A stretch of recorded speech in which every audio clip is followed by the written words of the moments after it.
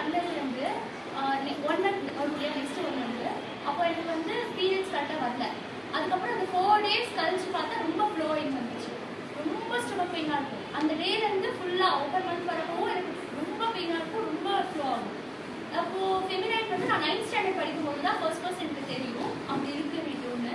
அப்புறம் சொன்னாங்க. அப்போ நான் டக்குன்னு வாங்கலை, ஏன்னா எனக்கு தெரியல எப்படி வாங்கணும் என்ன பண்ணணும் சொன்னாங்க எல்லாமே. அவ்வளோ டீட்டெயில்ஸ் எனக்கு புரியல ஃபஸ்ட்டு.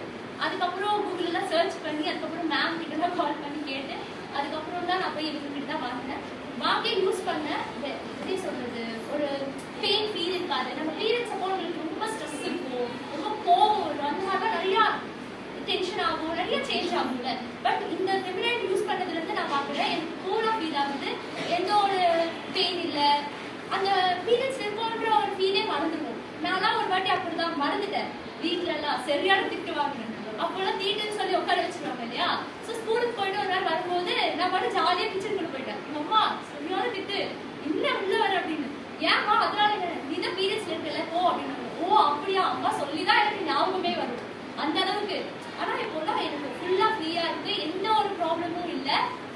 எப்படி சொல்றது, மைண்ட் சேஞ்ச் ஆகுறது அதெல்லாம் எதுவுமே இல்லை. நான் நார்மலாக இருக்கேன், ஹாப்பியாக இருக்கேன். கான்சென்ட்ரேஷன் பவர் இருக்கும், ஆனால் ரொம்ப எப்படி சொல்றது, ரொம்ப ஜாஸ்தியாக இருக்கும், ரொம்ப கம்மியாக இருக்குன்னு சொல்ல முடியாது, ஓரளவுக்கு தான் இருந்துச்சு. இதெல்லாம் நான் யூஸ் பண்ணுறப்போ எனக்கே ஃபீல் ஆச்சு, கான்சென்ட்ரேஷன் பவர் ரொம்ப ஜாஸ்தியாச்சு.